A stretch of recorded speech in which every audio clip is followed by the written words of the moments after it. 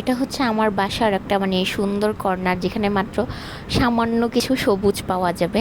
কারণ হচ্ছে এখানে কিছুই নেই, শুধু হচ্ছে যে পুঁইশাক গাছ, যেটা আমি লাগাই নাই, সেটা অনেক বছর আগে লাগাইছিলাম, তারপর ওখান থেকে বারবার মানে প্রতি বছর বীজ পড়ে আর নিজে নিজে হয়। আজকে আকাশটা অনেক সুন্দর, তাই না? আর হচ্ছে যে বাইরে প্রচণ্ড বাতাস। এরপরে হচ্ছে যে আর এখানে আছে ড্রাগন গাছ, আর ড্রাগন গাছগুলো অনেক বড় হচ্ছে বাট মোটা হচ্ছে না। তো এটা হচ্ছে আমার মানে বাসার মধ্যে বারান্দার মধ্যে ছোট্ট একটা স্পেস, যেখানে হচ্ছে একটুখানি সবুজ।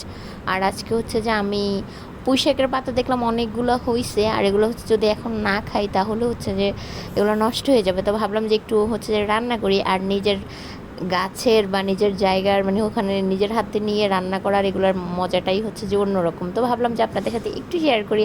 আমার খুব মজা লাগতেছিল, মানে হচ্ছে যে আর ভাবতেছিলাম রান্না তো করবো, মানে কতগুলো হবে কি। আর এগুলো দেখেন এখানে ড্রাগন গাছ থাকার কারণে মানে ড্রাগন গাছে তো কাটা থাকে, যার কারণে হচ্ছে যে হাতে কাটা লাগার সম্ভাবনা আছে, তার জন্য খুব সাবধানে হচ্ছে যে নিতে হচ্ছে।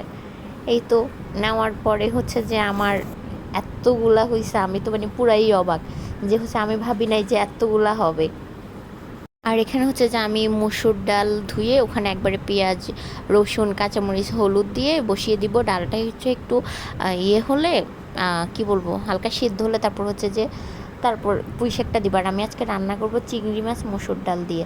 আমার হচ্ছে যে এই রান্নাটা বেশ ভালোই লাগে। যেখানে হচ্ছে যে মরিচটা কম দেওয়ার রিজন হচ্ছে আলিশবাকে দিব, তো তো হচ্ছে যে আমরা এক্সট্রা মরিচ খাওয়া যাবে, বাট আলিশবা তো হচ্ছে খেতে পারবে না। আর এটা তো ফ্রেশ একটা শাক, যার কারণে হচ্ছে যে আলিশবাকে একটু হলেও দিব, কারণ এখানে তো একদমই কোনো কিছুই নেই, কীটনাশক সার কিছুই নেই, যার জন্য হচ্ছে যে এটা নিজের জিনিসটা মানে হচ্ছে এই যে দেখেন রান্না অলমোস্ট কমপ্লিট, আর কালারটা যা জোস আসছে, মানে আমার কাছে এত মজা লাগতেছিল, কারণ এটা তো আমার, তাই না, আমার চাষি, এটা তো কিনা না। আর এটা রান্না করতে অনেক বেশি মজা লাগতেছে। আর রান্না অলমোস্ট শেষ, এখন আমি জাস্ট শুধু পেঁয়াজটা ভেজে একটু বাগার দিয়ে দিব। এই তো আমার রান্নার হচ্ছে যে ফাইনাল লুক দেখেন, মানে এত সুন্দর লাগতেছে। আর আমি যখন এডিট করতেছি না এখনই আমার মানে এখন অনেক বেশি লোভ লাগতেছে, এমন লাগতেছে। তো কেমন লাগতো আমার ভিডিওটা? সবাই ভালো থাকবেন, সুস্থ থাকবেন, আল্লাহ।